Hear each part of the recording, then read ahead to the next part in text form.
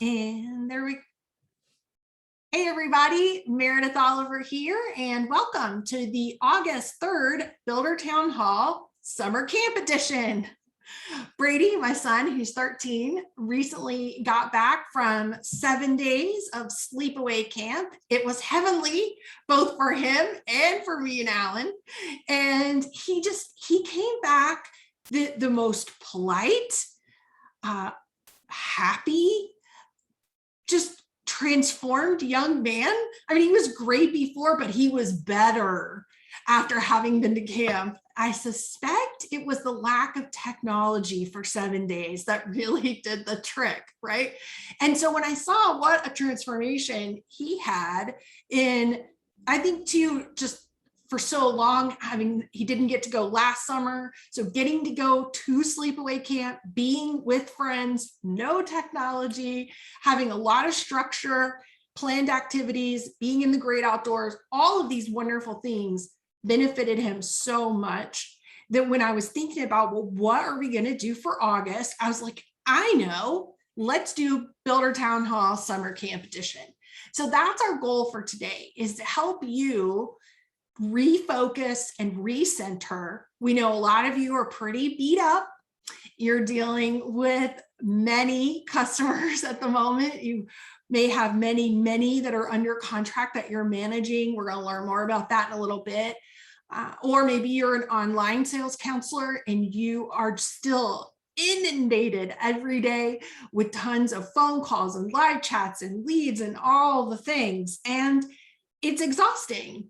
So we thought we would take you to summer camp today, get you renewed, reinvigorated, re-energized, and hopefully by the end of the hour or so that we're going to spend together, you will feel a lot like Brady did, ready to go for the rest of your summer.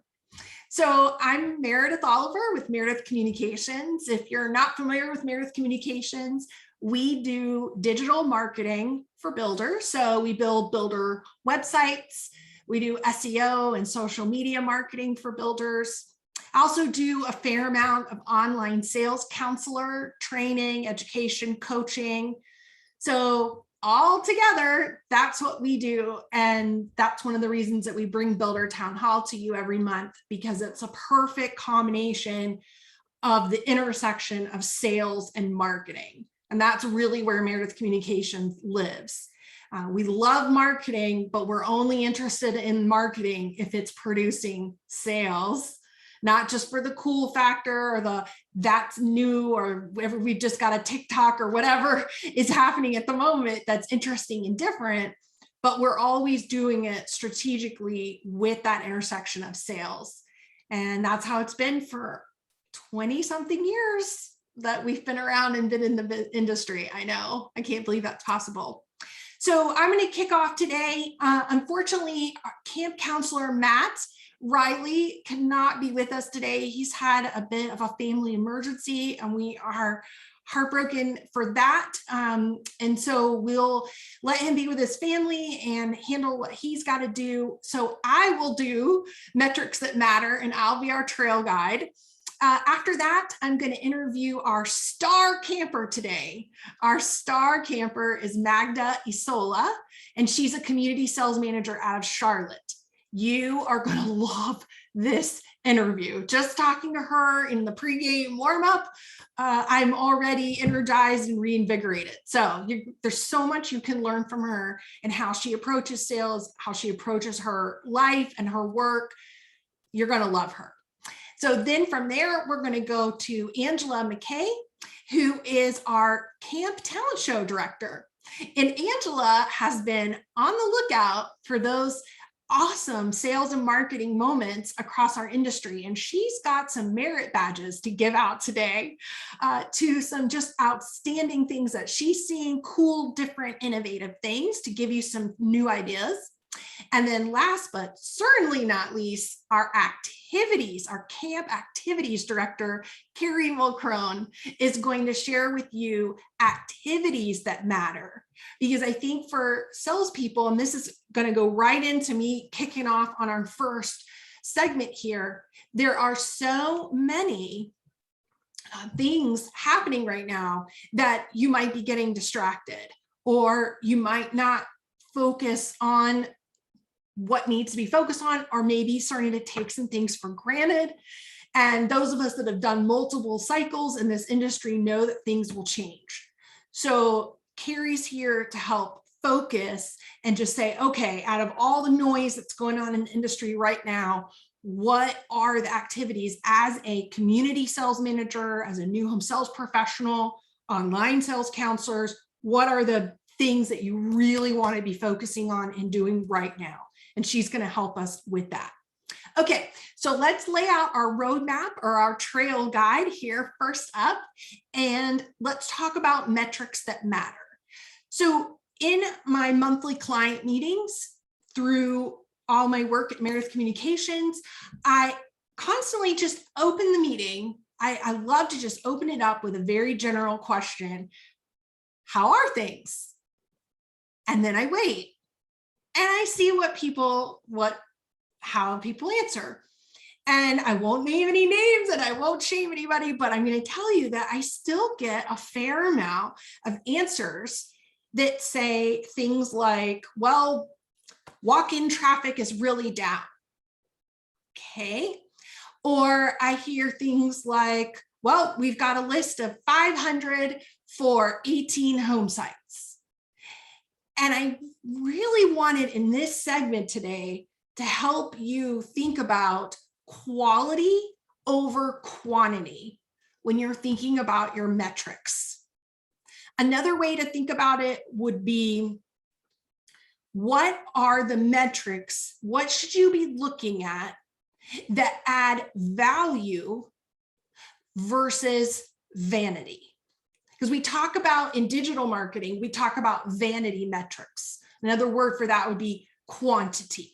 So for example, a quantity metric or a vanity metric literally would be how many people are on the interest list for a particular neighborhood. Why do I say, and this is where you get to earn a camp badge for participation. I want you to go into the chat. Why would I say that potentially a vanity metric, like how many people are on an interest list, why would I say that's a vanity type metric? All right. So what are we saying? Go to chat right now. What are some of those things? What are some of those metrics that people use that might not be indicating the value or the quality of what you're working on? Okay. Anybody have any ideas? I don't see anything yet. Okay. Okay. Total traffic online. Okay. Yeah, Laura, they aren't real numbers. Nathaniel's right. Number of Facebook likes. Okay. Page views. Okay. That's a good one. Yes. Christine said the numbers don't reflect the true intent of qualified customers. Absolutely. So the first myth I definitely wanted to bust today was the one about walk-in traffic. If you're still saying, oh, I think we're doing well because our walk-in traffic is good, or I think we're doing terrible because our walk-in traffic is terrible, that's not a good metric. That's not a metric that matters. Why? Because in large parts of the country, depending on what the policies were during the shutdown, and particularly those states where they were more aggressive or they were longer, more, let's say, conservative with what they allowed people to do, the patterns of those buyers have completely shifted away from walking in anything. In those markets, almost everything is done by appointment. And that's just how it's done now. So to say, oh, we don't have any walk-in traffic and everyone's freaking out, bad metric. That's a vanity metric. All right. So what would be some quality metrics or value add metrics that you think you could rely upon? So let's go into chat. Let's see what you're saying. What are you? Yeah. Okay. Click-throughs. I like that, Ingrid. I like click-throughs a lot. So in digital marketing, we will take the total number of views, it's usually the word impressions, that a particular page, ad, whatever we're promoting online, we'll take that and then we'll divide it by the number of clicks, people that actually clicked on it. And that percentage then is called the click-through rate. And the click-through rate will very often give you an idea of, hey, the people that are seeing our information find it useful, find it relevant to them. So a high percentage of them clicked through. So that is a great example. All right, let me look over here. Oh, it's Peter. Hi, Peter. Okay, you're in as Ingrid today. Awesome. Well, we're glad that you're here. Okay, lead conversions. Leads to appointments. Okay, appointments set by OSC. You guys are going exactly in the right direction, because that's what I would say, regardless of what market you're in. And first of all, we need to level set. Some of your markets are still so hot that you've got people coming out of your ears. You've got open bids and people are bidding. It's nuts. It's crazy.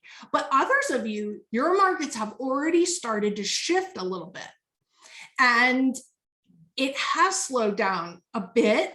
It's fine. Everybody I've talked to is pretty happy with that. They're like, okay, it's fine, but things have changed. And what I want you to do is figure out, even if what I tell you today isn't the right set of metrics for you, I still want you to figure out what are our quality or value metrics that aren't about vanity, that really do tell us before it changes, things are changing. So I typically look at everything in percentages.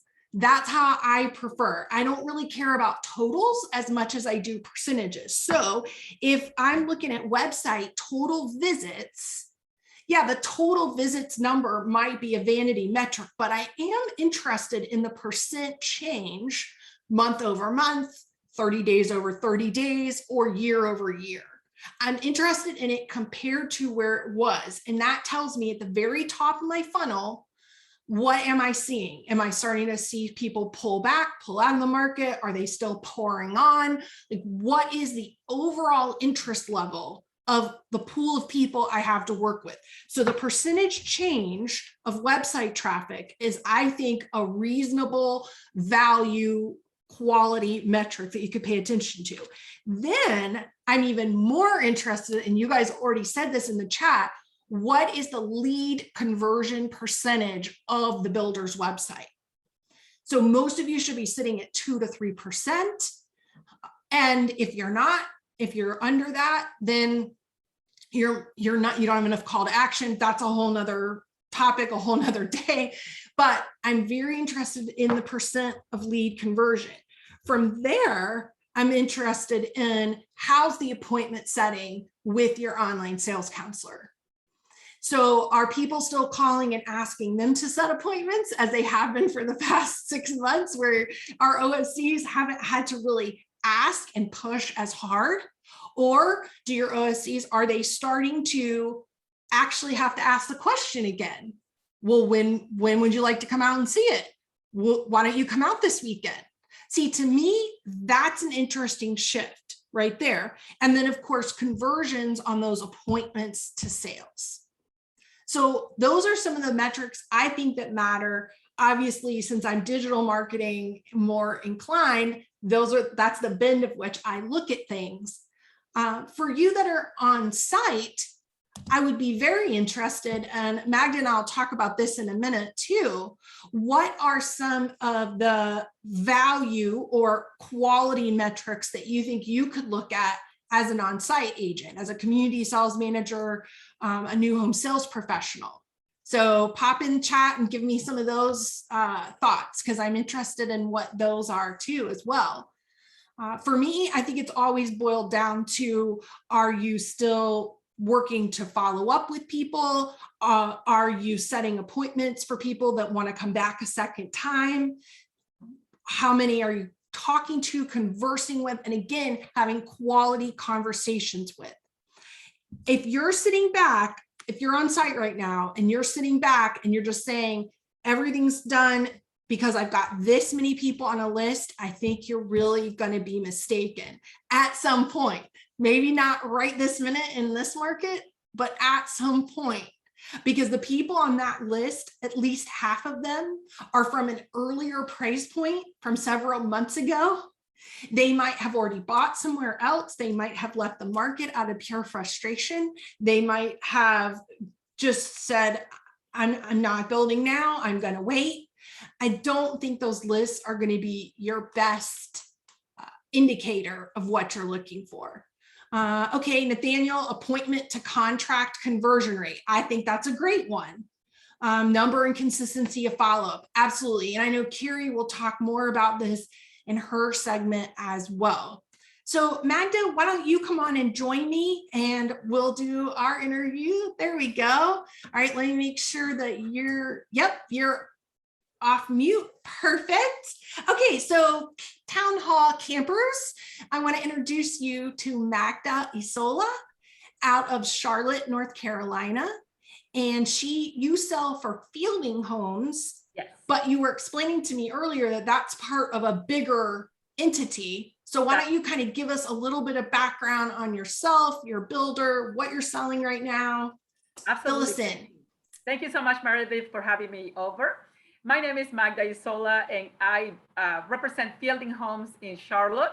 Fielding Home is part of the Dan Ryan Group, which is owned by the Sumitomo Forestry Group. Fielding has been in existence for almost 6 years, and I was the first on-site agent hired by Fielding Homes here in Charlotte. Oh, the first one. Yes. Yes, and still there, and still there. Yes. Yeah, yeah. So you were telling us before that your community is sold out. That's correct. Yeah. And you have how many buyers that you're juggling under contract at the moment? Right now, I have 84 buyers under contract. 84. Backlog, yes. She's still smiling. Look at that beautiful smile. Yeah. So I think that's one of the things that you could help everybody with today. Like I said at the beginning, we're a little beat up, we're a little exhausted. And one of the things I've noticed in interacting with you over the years and just seeing you in the industry, I'm a big fan of yours on social media. I love your social media posts, is the positivity that you bring. I literally, every time I see you online, you're just like, ta-da, and not like, look at me, ta-da, more like, I love my life. Yes. I love my job. Ta-da, I can't believe I'm living this. Yes. How have you managed to stay so positive with 84 buyers under contract? I thank you, Meredith. I think it boils down to live your life with gratitude. You know, okay. That's one thing. You got to live your life with gratitude and gratefulness. And also, why are you doing what you're doing? And if you love what you do, it will show. And you cannot fake emotion. You cannot fake if you love something. You can't. So when you love what you do and you do what you love, it's you see it through you. And, it does. Yes. So you reflect that, and that's what you attract. So I love my home buyers. I call them my extended family.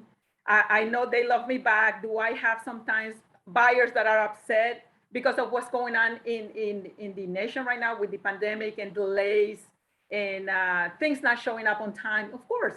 And then it's a matter of how do you manage that? Yeah. You know, how you manage and handle that is all about setting the proper expectations. Yeah.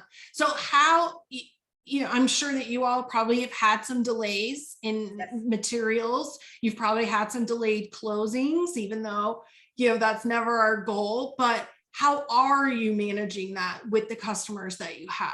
What's your approach? Yeah, so it's a great communication between myself as a sales agent and my construction team. We meet every single Monday, construction sales meetings in person. And we did this through the pandemic. Even though we were shut down in March of 2020, we still met on Mondays. Every single Monday at 8 o'clock in the morning, you'll see me in my sales office with my construction team. I have a construction team of 5 construction managers. We communicate whether there is challenges with customers, delays, and obviously they know delays before the delay happened. So that same day, we communicate with the buyer. we were supposed to be doing this in the next 60 days. Unfortunately, it's not going to happen because of this. 90 to 95% of the customers do understand. We still have that 5 to 7% that like they know that we're building in the middle of the pandemic, but they sometimes don't understand. Yeah. So, yes. So with them, I have to explain to them, honestly, you know, we have a lot of people that were not blessed to be purchasing from us. We sold out a neighborhood almost a year ahead of plan. Mm-hmm. And I have a lot of customers that came in and let me think about it, never purchased a home. They're still renting to this day. While Yes. my buyers that went under contract, went ahead and purchased a home, we haven't broken ground and they have built equity. So we have to talk about that. You know, we have Yes. built-in equity, thankfully, to the market that we're in. Yes. Yeah. So with that information, I think they are like, okay, you're right. You know, it can be worse. We can be that renter that haven't bought a house and now it's $60,000, $80,000, $90,000 higher. Mm-hmm. Yeah. Yeah. So one of the things that I hear, Magda, that you're saying, and that town hall you can take from this of what she's saying is when there is a lack of certainty about something, of course, it makes people nervous. It makes them worried. They might panic. So as the community sales manager, or if you're an online sales counselor, whatever role you're playing, find the certainty. Magda, you called it earlier, find the positive. Yes. But I would even say just find the certainty of, tell them this is what's happening, this is why, but the certainty in all of the uncertain is you've already built $80,000 of equity and we haven't broken ground yet. Yes. And I believe that I'm a great communicator. It's still when you have bad news, I tell my colleagues and my friends, the bad news, you got to give them in the morning, because if not, it will be 11 and then lunch happen. And then you have a coffee break and then it's 4 o'clock in the afternoon and you said it's going to be tomorrow morning. You have to communicate the bad news early in the morning and get it done. Okay, so eat the frog. Yes. You know, there's a book, I think it's a Brian Tracy book. Yes. About just diving in. And if you know you have something difficult to do, like get it done, eat the frog, because the sooner you do it, yeah, the better. Get it out of the way, absolutely. And I think and you feel better, it's like, oh my God, I did my job. And the customer appreciates the honesty and transparency as well, because sometimes I do get the feedback from our customers saying, Magda, I know how difficult this phone call was for you to make. And I do appreciate you making the phone call. Yeah, they really do. So I love that idea of living with, both in your personal life and in your work life, with this idea of gratitude and that you love what you do. And I'm telling you, it so shines through. Thank you. And I think that when you have that, and then when you do have to break bad news, they know that you care already. Yes. Mm-hmm. Absolutely. Yeah. And so you can work with that too, because they know you don't want to, you're heartbroken about it as well, but this is what it is. This is what we know. And this is what's happening everywhere. Like, find the certainty that they can hold on to. And I think it makes a big difference. Talk to me about your vice president of, and I want to get this right, it's National Association of Hispanic Real Estate Professionals. You're the current vice president, and you'll be president next year for the Charlotte market. That is correct. Yeah. So why has that been important to you? And why do you think that's important for all of us to be thinking about? Absolutely. I appreciate the question, Meredith. So NAREP is our National Association of Hispanic Real Estate Professional Organization. Is nationwide, over 100 chapters, over 40,000 members. And our mission is to advance sustainable Hispanic homeownership. We know as real estate professionals that you build wealth through homeownership. Yeah. And that's our message, to help others to build wealth through home ownership. By 2040, And I have said this many times, and I said, no, somebody's not paying attention. Sometimes people are not paying attention. By 2040, we will be, Latinos will be 70% of the first-time home buyers in the United States of America. Currently, Wow. right now, we are the number 8 GDP in the world. So there is a lot of money in the Latino market. So Yes. that's, I joined the organization to help spread the word and to inspire my board members, to help others, and to be part of the organization that help, the Latinos to become homeowners. Mm-hmm. Yes. Yeah, and I saw that you recently were on a panel. Yes. I think at a conference. Yes, I was in Miami.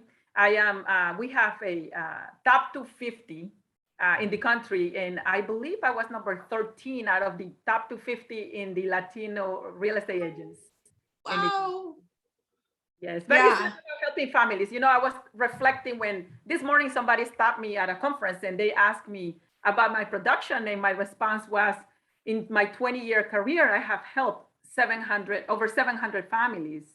And they were like, "Oh, you're not talking about production." And I said, "No, we help, we serve." Yes. And through helping and serving, you get compensated. Yes. So when talking about being beat down, and you got to find that why. When you find the why will get you up and, yes. and keep you uplifted. And because we are energy transmitter, we are responsible for the energy that we bring to the room. Yes. So what kind of energy do you want your customers to have? And sometimes you might start pretending, but like I said, you cannot pretend emotions. It will catch up to you. You got to be authentic. And when you are authentic, you're giving permission to others to be authentic too. Yes. Yeah. And they respect it. Yes. And then they refer people to you because they know that you're a person that can be trusted. 100%, Meredith. To serve their friend or their family member. And once they feel you can be trusted, the referrals will just pour in. I believe about 30% of my business is referral. I have loyal agents that follow me regardless of the builder that I work with. I have agents that sell between 12 and 14 units with me or help 12 to 14 families a year. And that's, we are in the business of relationship. We are in the people's business, and we are in the business of solving people's problems. And when you do that, you win. Yes. Yeah. And how do you think sales managers right now can best solve problems when it feels like we're creating a lot of problems at the same time? Like, we don't have enough homes to sell in some markets. So I can't solve the problem that they need a home, or it's at a higher price point than it was and they can't afford it, or it's taking too long. Do you know what I'm saying? Like, yes. How do we still solve problems when we're creating some problems, or not yes. creating, but that's well, the market itself, because we're such a healthy market, have created the problem per se. So yes. Right now, for example, I sold out. So I'm not in that predicament of having a 500 people wait list. I am going to a neighborhood in November, and we haven't even marketed this because we know that it will explode. Yes. So, but if I was in a neighborhood that I'm waiting for land and I have a wait list, I think I will still set the proper expectation. I know, for sure, it's the communication between you and your sales manager or your vice president of sales or division president. Yeah. To talk about price increases, to talk about how many lots you're going to be or home sites you will be releasing. And you communicate that with the buyer. Mr. Buyer, by the time this home is released, more than likely you will be priced out. And yes. I want to be completely transparent with you. I will keep in touch with you. I actually was thinking about my database. I look at my database almost every day. In my CRM system, I have literally come down to, I believe I have now 84. I have 84 customers in my database because I closed out every opportunity I had to communicate. I have closed out the community. Yes. And I'm going to be moving on, and you just have to communicate with customers what is coming. And when you tell an adult, this is possible, what's going to happen, yes. And it they understand and they respect that. Yes. And I know it's difficult to make those phone calls to tell somebody, I just had a $30,000 price increase. And on top of that, my crawl or basement foundation went up $30,000 in a week. So now we have a $60,000 price increase. You have to make those calls. Oh, It's very painful. yes. It's very, very painful, but you just have to make those phone calls. And unfortunately, like you were saying before, Meredith, before the call started, half of that list, don't be all excited about, because it's not on the quantity. It's on Yes. quality. Yes. Because by the time you get to release, half of the customers probably, unfortunately, won't qualify, or they have decided to stay where they are and renovate their home. Yes. They have thought, they have gotten so frustrated that decided not to purchase at all. I have customers that have come to me, never thought about buying a brand new construction. They have 11 offers and they all got outbid by 10, 20. We are in such a healthy market here in Charlotte. I have one customer, he ended up buying the model home from me. And that person told me that he lost an offer before mine, and he offered $80,000 over asking price. And he lost the house. They were so frustrated. And that's the market that we're in. But I think it's our job to educate our customers. Mm-hmm. Yeah. So we prevent all that through education and once again, setting the proper expectations. Yeah. Most people, if you can explain to them why something is happening, what's the chain of events, and those things seem reasonable, and then your approach to what we're going to do next seems reasonable. Most people are reasonable about it. Now, you'll have a percentage of people, obviously, that are not, and that's the challenge of doing this job in this market, right? Yeah, absolutely. You just have to remain focused on what is important, why you're doing what you're doing. Obviously, you're helping families, you're helping families getting into brand new construction, brand new homes, and you're also providing for your family. So you just have to remain focused and positive. Yeah. How do you feed that positive? Because it's draining talking to this many people, managing this many customers. I mean, that's part of why I wanted to have our summer camp theme today, because this is all so draining. It's exhausting. So I think there's got to be something you're doing to help maintain that. Yes, Meredith, thank you so much for the question. So I meditate. When you leave, once again, when you live your life in a gratitude mode, when you meditate, and even if it's 5-minute meditation. So I wake up at 4 o'clock in the morning, every morning. I go to bed early though. So the first thing you do is give thanks. And I say it in Spanish, I say gracias. That's the first words coming out of my mouth. Gracias means thank you. And I thank God for everything that I have and everything that I don't have. Yeah. And then, you start with a prayer of gratitude, then you meditate. And then I read books on positivism. I love, Nido Cobain, Zig Ziglar, all these, all Brian Tracy on sales. Yes. And I read a lot on our industry as well. Mm-hmm. And I read my Bible. And so I think through reading, watching positive videos, it doesn't have to be 3 hours, but I feel that you have to do it daily, whether it's a 5 or 10 minutes, because at the end of the day, attitude of gratitude is something that you do like clothing. Like you decide to put the clothes on and be in a state of happiness and have this joy. It's a choice. Yes. It is a matter of asking yourself questions. How, you plan your day, and you plan your day obviously to be good. Things will happen. Mm-hmm. And then it's about how do you manage when things don't go your way. And it's not about the reaction, it's about the response. You have to be able to respond in a positive way. And so I feel, and I talk to very positive friends too, that I have a couple of friends that I talk, we have this pep talk, and I think when you give, you really get it back right away. So we teach that what we need the most. Yes. I think what I've observed too with you is your commitment to education. You were just recently at Jeff Shore's Leadership Summit. Yes.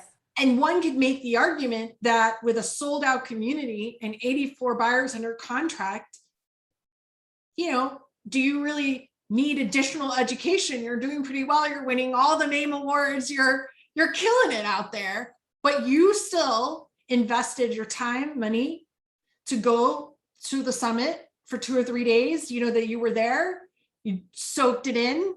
That education feeds us, I believe, and being with our peers. And that's one thing that's been so hard about being virtual all this time, and why we do town hall, because at least we're all here. Those of us that could be here today, we're here, we're together. This is our tribe, and we feed each other too. And that's something I've observed about what you do. And I think you probably do that intentionally. Absolutely. I think we have to live our life intentionally. I love that you use that word.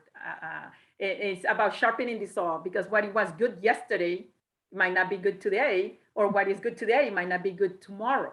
Yeah. And, you have to always be in front of people that are better and greater than you are, and you learn from them, because I think that's one, in my humble opinion, one of the rules of successful people is that they go and gather with successful people. Yes. And, like attract like, and when you are surround them, you want to elevate yourself to that level as well, and you bring it back and elevate others, and it makes you feel really, and that's the things that makes me feel really happy. Yeah. Helping others. And we can tell. Well, thank you for coming on today and just giving us, your perspective. I think like I said, you're the shot in the arm, the booster shot that we all needed of like, okay, we can do this. Here's, a recipe of success from somebody that is successful in her sales endeavors, but is also enjoying the ride all along the way. Absolutely. I appreciate so much the invitation, Meredith. Oh, you're welcome. You're welcome. All right. So with that, we're going to say goodbye to Magda. Thank you, Magda. And we're going to bring Angela on, because this is like the perfect segue. Angela was talking about, Magda was talking about, hi there. Oh, she's got her camp hat on. That's fantastic. I've got to put it back on. You can't have a summer camp without your bucket hat. Hello. Magda was talking about excellence and people doing cool things out there. And that is exactly what you, our Camp Talent Show director, is bringing to us today. Absolutely, Meredith. And you know what? When you give a girl a theme, she's going to use it ad nauseum. Yes, you went for it. I love it. I did. So as a Camp Talent Show coordinator, I've got a number of different categories, and I kind of shared those on Facebook yesterday or the day before. So the first one I'm going to talk about is letters from home, and meaning emails. And so a couple of things that have stuck out to me is I got an email from an OSC at MI Homes actually last week, and it was really interesting because it was an out of office email response, and it was setting expectations, right? So things are busy, questions are important, but it's taking them longer to get back to you. So right out of the gate, it's an out of office saying it's taking us, I think in this case it was like 36 to 48 hours to respond to people, but you're important. So if it's really important, text me or call me, and this is the number. And you know what? People may agree or disagree, but it is, how surprised am I going to be if I get a call in 12 hours or 4 hours, or instead of the 36 to 48, right? Yeah. So it's managing and setting expectations, and also ensuring that your OSCs are set up for success and not feeling overwhelmed, because that's a huge component right now. Yes. So that was one of my little checks, badge of merit badge. The second one is an email that I got regarding a development not far from me. I'm in a really hot market. You guys probably know I'm just outside of Vancouver, Canada. It's expensive, it's hot. There's a lot of pre-sale condo marketing. This one development not far from where I am is going to be built in a couple of years. They started their pre-sales, or they started their interest list. They got over 2,000 leads in the last 60 days. So it's crazy. But to your point and what Magda was saying, quality over quantity, right? So tell me, everybody, what is the most important email, or what email gets the most attention? Does anyone know? I don't have my glasses on. So. Yeah. Okay. What email? So you're asking. Oh, yes. Having my pen rocks. Are you using your big deal pen today? I am. I'm using my big deal pen. But okay. So the most important email is the auto reply email. That gets the most attention, right? Makes sense. People register. They get an email right away. It's the one that has the highest open rate. So what this one developer is doing is, yeah, they got 2,000 leads, great, right? We all know there's lots of looky-loos out there. There's lots of people just kind of signing up for things. But what they're doing, and what we're seeing more of, is people using builders using surveys as incorporating that into their auto reply email and saying, hey, okay, so you're interested, tell us more about you and what you're really looking for, how interested, do you want to be part of the VIP list? Do you? So they actually, okay, so they got over 2,000 leads. They have almost 800 people have responded to that survey. So you know what, that's unheard of, right? In any email marketing campaign. Now, it's a crazy market. I know you can everyone can say, yeah, but, right? But the fact of the matter is now quality over quantity, right? They've now narrowed down those people, and they've got a little bit more, they understand the why, they've got a little more engaged prospects, and it's less overwhelming. 800 is a little better than 2,000. Where do you start, right? Yeah. So merit badge for that one. Next one, campsite, website, same thing. So what's the best website? There's a couple of websites that have really stuck, they're probably a little controversial, Meredith, because it's different. And you and I have talked about it. So two of them stick out to me in the last couple of weeks. One is Lennar. So go to lennar.com. The other is Keystone Custom Homes. They just launched a brand new website. So what's interesting to me is, take the take the buyer to where they want to be. So the first question is, where do you want to live? That's front and center on both of their websites. Where do you want to live? And then it's, okay, so here are the plans that fit your needs where you want to live. So here are the plans that would work for you where you want to live. So it's a very, maybe call it a Zillow-esque approach. I don't know.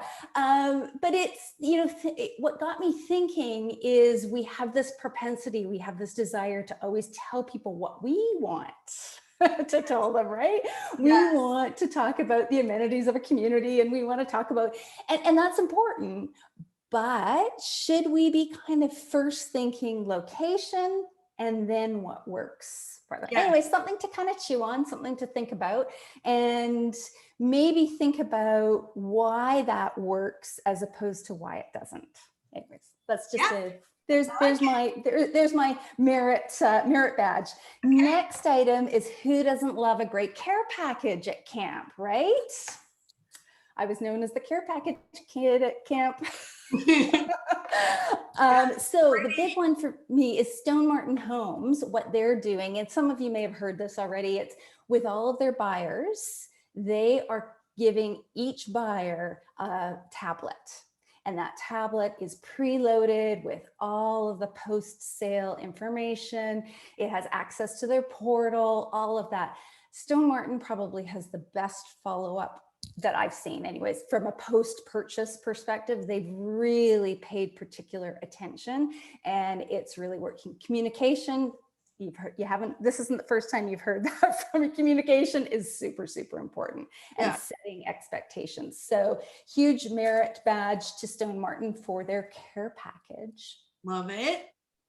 Entertainment. So you made a comment about TikTok, and I agree. I'm not a huge fan of the kind of, call it sort of fun, casual TikToks, because it is, what does it do for you, right? But I'm seeing some really creative reels through Instagram and TikTok on home tours. Yeah. And looking at how, touring the home, setting it to some cool music. And this is something that agents can do, within your organization. It's not just marketing that can do this. So I'm seeing, again, I'm going to call out Keystone Custom Homes. They're doing a really good job. So if you don't follow them on Instagram, I would. They're doing a great job of that. And entertainment, whether we like it or not, I think we may be returning to some hesitancy to going in person to sales off model homes. So that virtual content and making sure that you're able to give the buyer what they want on your website. Yeah. And when I was joking earlier about TikTok, I don't mean to disparage it as a good marketing channel. I was just meaning a lot of times with marketing, we do things because they're just cool or they're hot at the moment.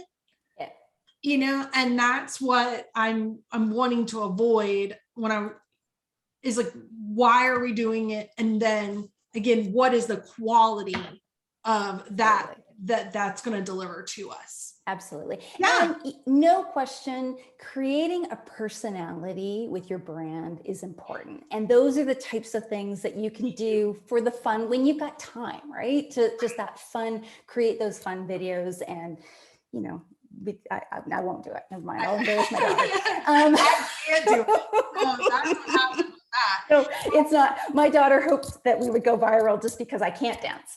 Right. So the next one is camp rules. Okay, so something that stuck out, and you know what, full disclosure, these are some of the builders that I'm following as well. So Miranda Homes, they have done a great job they deconstructed why buy new on Instagram, and they've got a great slideshow that deconstructs why, new versus old, and just really explaining in an easy visual way, because people are visual, right? So merit badge to Miranda for their Instagram feed. Their Instagram feed's really good. Okay. Camp activities. Yes. So shout out to Rachel at Red Door Homes in North Carolina. I don't think she's on here today, but she is running dream home workshops. Ooh. Now, you got me at workshop because, first of all, it means it's almost hands-on, right? It's kind of, she's got them scheduled on her website. They've got dates. They run them once a month. They've got them in 3 different locations. It's how to build your dream home, and who doesn't want it? So I really, for a perfect activity, she's also looking at creating that same type of event virtually as well, because like I said, like it or not, I think we're going to have to, we gotta satisfy both, and remote buyers are here to stay as well too, right? That's going to be more and more prevalent. So definitely a merit badge to Rachel at Red Door. And also I'm sure we've all seen, there's been lots of virtual, whether it's a cooking event, whether it's gardening, whether it's, to me, it's creative, it's creating some awareness. It's doing something a little different, right? And that's what we're looking for. The last is the Star Camper, and I don't think she's on here, and I didn't want to say anything to her, so but you know what, every camp there's a shining star, right? Someone who just really brings everybody up, helps people, and does their job as well. So there's a couple of people, there's lots of people, but to me, this industry is so wonderful and giving, and we are just what you're doing, Meredith, with the Builder Town Hall, right? And we're constantly being educated, and there's lots of opportunities.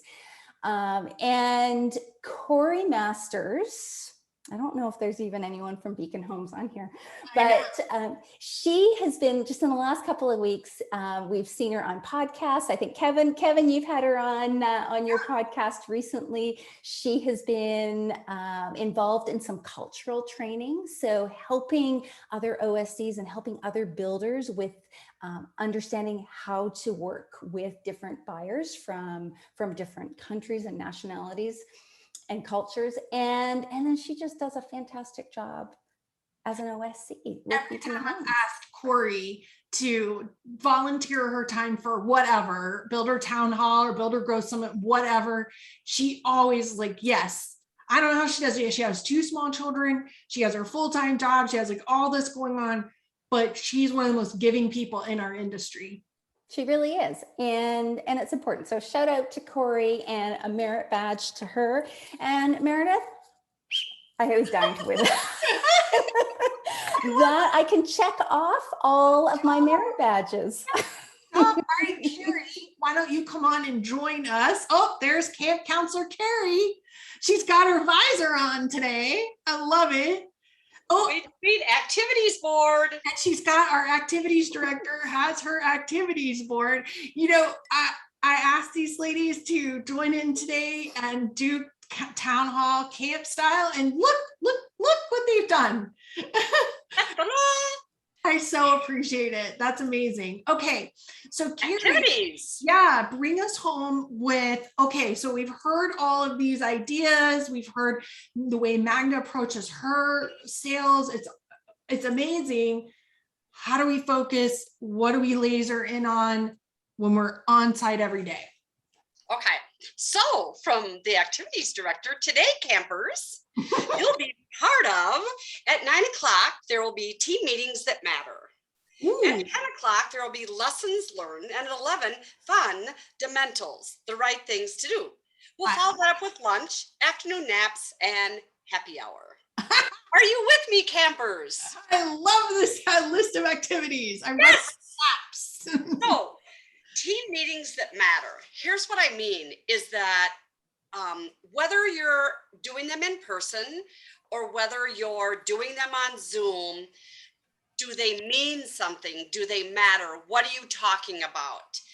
And it takes time to put those together. Don't wing those right now.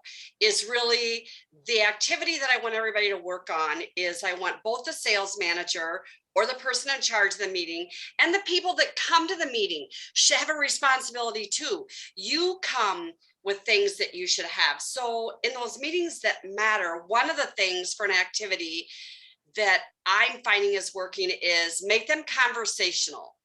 Because you shouldn't throw out all these statistics and who did this and who did that. And one of the strongest conversations to have in your meetings is, because we know that from IBS last year when I spoke with Corey Masters, FYI, and Laura Hanson, we talked about the new door.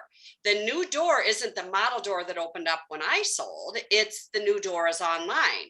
So your online person to sales, sometimes they go back to online, sometimes they go back to sales. Without conversations, nobody knows who's on first anymore. The customer that we're all talking about that kind of goes, crazy train on you. The conversations are valuable in your sales meetings. So the activity under sales meetings is that you go back and you rethink, reimagine, reevaluate the value of your sales meeting. Are we better off after we met than we came? Is someone better equipped for their day and for their week? So I think activity number one, and that is team meetings that matter, conversations about what's now, what's next, what's new. Salespeople like to run their own business. They like to know what's going on. They should be business owners. So let them know these things. So at 10 o'clock, lessons learned, and I love this. So I'm a journaler, and everybody knows I'm a journaler. I make them right to remember. And right now, I think we're learning a lot of things the hard way. And some things we're learning like, oh my gosh, is this awesome? So write down, journal what went right in a sale, maybe what went wrong? Maybe what did you do really right that you can help yourself in the next sale? Where it went so south that like you were going to give them their exit papers out of the Disney park because they weren't adhering to the rules. And what could you have done sooner, different? So keep a journal right now for your own book to yourself on writing to remember what you did right and what maybe you could have done better, so that we repeat what's right and we try and figure out and head it off on the past. I'm giving you the speed reading course, as you can tell, because tick, tick, time. Yeah. And I'm gonna get to happy hour. Yeah.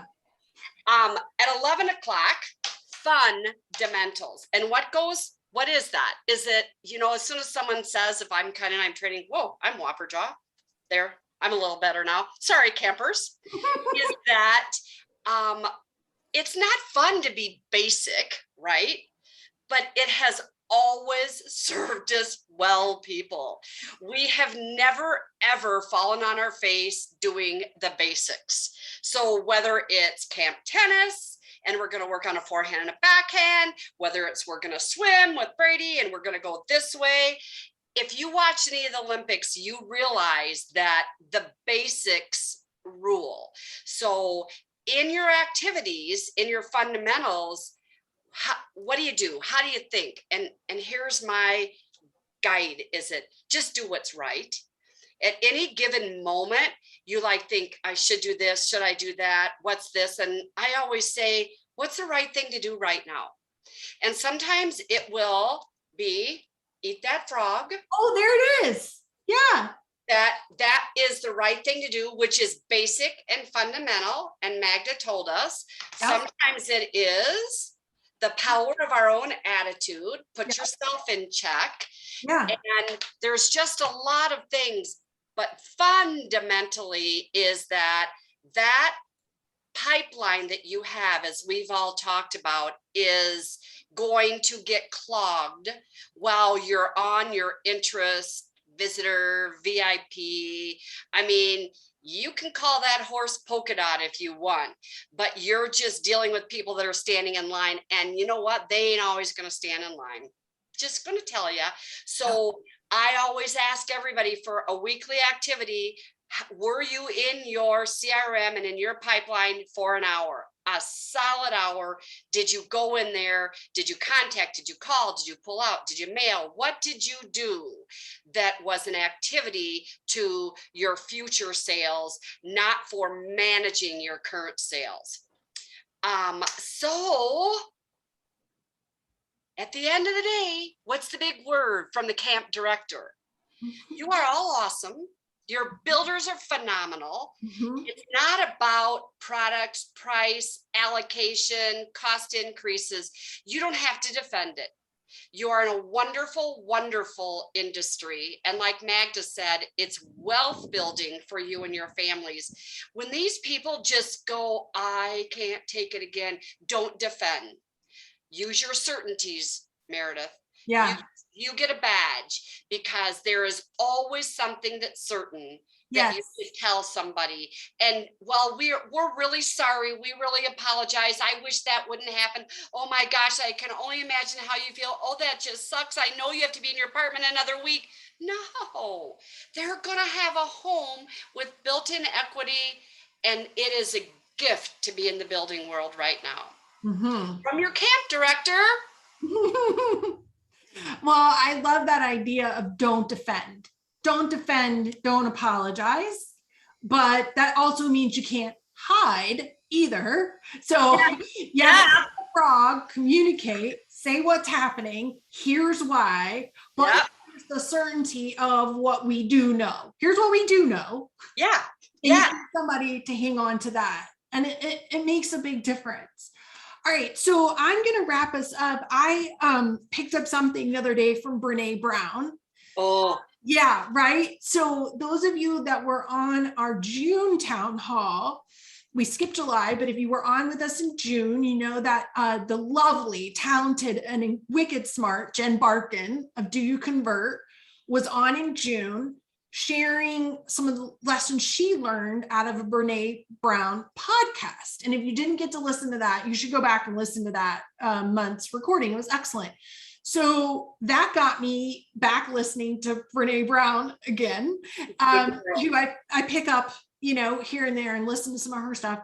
And here's the tool that she uses. This is totally credit to her. She says that when we want to change behavior, or we want to do something intentionally, and that's what all of us have talked about today, from Angela's merit badges to Magda to Kerry's activities. This is about doing things with intention. She uses the acronym DIG, D-I-G, dig. And she says what you want to do is dig deep, dig deep. So D is for deliberate. Deliberate. What are the deliberate thoughts? What are the deliberate behaviors that are going to get me to the result that I'm wanting?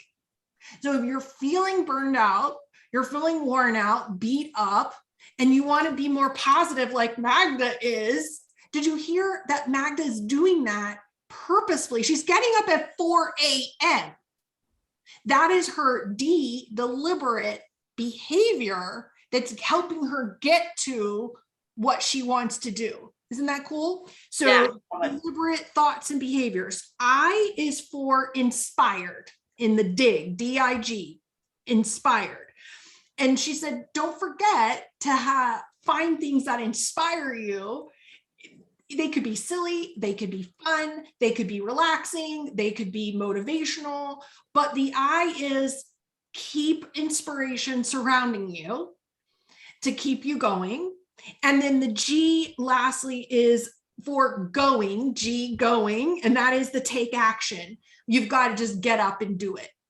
So be deliberate with your thoughts and behaviors, cultivate inspiration all around you to keep you going. And then G going, go. Going, gone. Yeah. And so I love that, dig deep, when I heard that. And I just thought, well, that is an easy way to say, okay, out of today's town hall, I got this point or that point, and I would like to incorporate those things, but then how do I do it?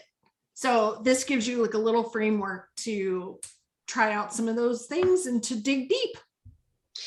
Real quick, Mayor, I think one of the things that we talk about when we do our conferences and things, and this is kind of like a mini conference, is that unpacking the suitcase of the ideas. Like if you think of vacation, you just throw it all out and it just goes on the bed, or you take all the notes. It's like unpack it with like the top 3 things that you got. So yes. Like you can unpack, fold, hang up, put away to go back to, but like, what were the 3 things? Because I'm telling you, I was writing like a crazy woman. Yeah. Yes. Mm-hmm. Unpack your suitcase. Unpack your ideas and then think about, Angela, how you want to be deliberate about them, or what are the deliberate thoughts and behaviors that will help you get to point, A from B, because that's how you're going to get there. Absolutely. And, not to do too much. I think sometimes we have this, we try to do too much at one time and then we don't get anything done. So really being deliberate and choosing one thing at a time so that we can do that well. Yeah. I love that.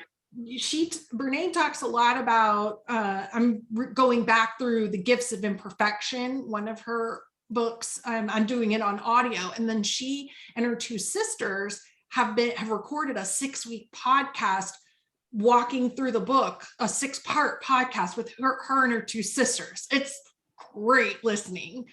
Wow. But they make the point that if you want to be someone who's less anxious and more calm, you have to deliberately create a practice of behaviors to help get you from anxious to calm. Right. It just doesn't magically happen. Mm-hmm.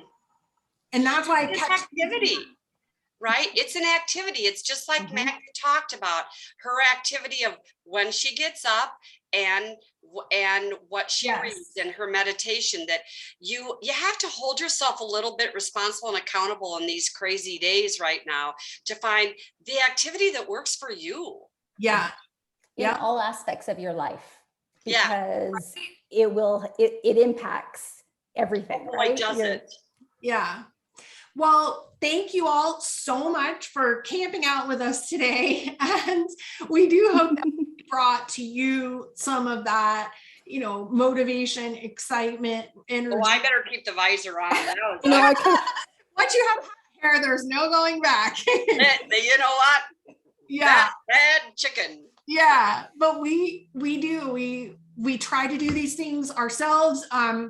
And when we're not doing great at it, we text each other, and the others of us in the group support each other. And that's what really, we send a funny meme and then we're all laughing, and then we're back on track. So hopefully you have those support systems as well. If you don't, reach out to us. We would be happy to text you funny memes as well. And you're more than welcome to them. Be careful what you wish for. Yeah, right. Next town hall is September the 7th, always the first Tuesday of the month at 4:00. The recording will go out tomorrow afternoon. It'll also be in the Facebook group of today's meeting. Share it with your organization. We would love you to. The more, the merrier. So thank you, everybody. Have a great day, and we'll see you next time, campers. Bye. Where's your whistle? Bye. Angela, whistle. Oh yeah, give us a whistle out, Ann. There we go. Thanks, guys. Talk to you Bye. later. Bye.